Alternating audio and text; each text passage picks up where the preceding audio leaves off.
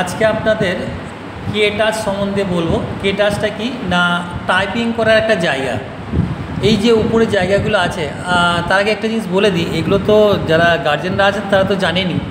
শুধু এই জন্যই এটা দেখানো যে যাতে বাচ্চারা যখন বাড়িকে বলে যে আজকে এটা হচ্ছে বুঝতে পারিনি, তাহলে আপনারা হয়তো বলে দিতে পারবেন।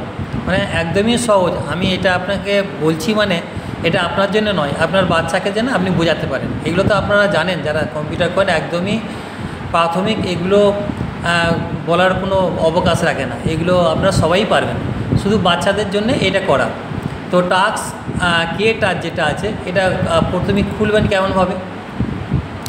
প্রথমে অ্যাপ্লিকেশানে যাবেন, অ্যাপ্লিকেশানে যাওয়ার পর এডুকেশানে যাবেন, এডুকেশানে যাওয়ার পর একদম শেষে দেখবেন, মাঝখান দিকে কে টাচ আছে, কে টাচে ক্লিক করবেন, এটা খুলবে। এছাড়া আমরা একটু লিখে নিতে পারি। হ্যাঁ, প্রথমে কে টাচের অ্যাপ্লিকেশানে যাব, এডুকেশানে যাব, তারপরে কে টাচে ক্লিক করলেই আমার ওই অ্যাপ্লিকেশানটা খুলবে। তো আপনারা একটু পজ করে নিয়ে এটা লিখে নিতে পারেন। এরপর আমরা অ্যাপ্লিকেশানে গেলাম, অ্যাপ্লিকেশান, এডুকেশান, কে টাচে ক্লিক করলাম।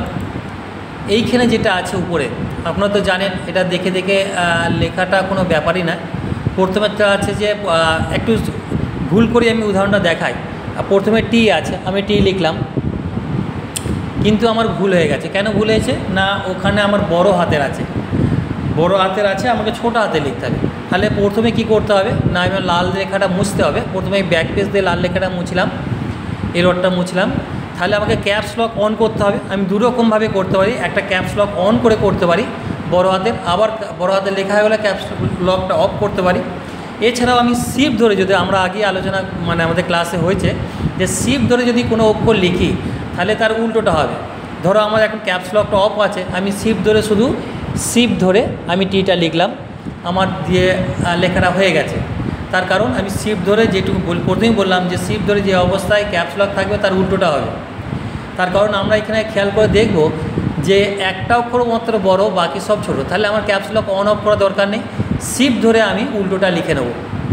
দিয়ে লিখলাম THIS, লেখা হয়ে যাওয়ার পর দেখো এইখানে আমাদের যে গ্যাপটা আছে, এই গ্যাপটা আমাদের এখানে দিতে হবে।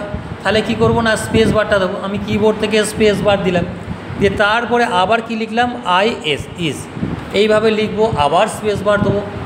এইভাবে লেখার পর যখন লিখলাম, এইভাবে লিখতে লিখতে যখন আমি শেষ মাথায় এলাম, একদম এই জায়গাটায় এলাম, তখন আমার লেখাটা WANT লিখে আমি কমপ্লিট হয়ে গেল। কিন্তু পরের লাইনে আসবে কী করে আপনারা তো জানেন, যখন আপনার বাচ্চাদেরকে বোঝাবেন যে যখন পরের লাইনে আসতে হবে এন্টার দিয়ে, ওই ওয়ার্ডের মতনই, নোটপ্যাডের মতনই এন্টার দিয়ে আমরা পরের লাইনে আসব। এইখানে যখনই এন্টার দেবো, পরের লাইন বলতে লেখাটা ক্লিয়ার হয়ে গিয়ে নতুন লেখা আসবে, আর নিচেটা পুরো ফাঁকা হয়ে যাবে। আবার নতুন করে আমাকে ওই নতুন লেখাটা লিখতে হবে। লেখা এইখানে করতে করতে গেলাম, লিখতে লিখতে যখন আমরা শেষ প্রান্তে চলে আসব, এই রকম অবস্থায় এলে তখন পরের লাইনে আসার জন্য আমরা জানি, বা ওয়ার্ডে বা নোটপ্যাডে যখনই আমরা লিখি, সে পরের লাইনে আসার জন্য এন্টার। যখনই এন্টার দিলাম তাহলে আমার উপরে লেখাটা এলো, নতুন লেখাটা এলো, এবং নিচে আবার নতুন করে লেখার জন্য জায়গা তৈরি করে দিল। এইভাবে লিখতে লিখতে এরকম লিখতে লিখতে যখন শেষ পর্যায়ে চলে আসবো, এই দেখুন এই যে চিহ্নটা, এটা কোথায় পাবো না, একের উপরে।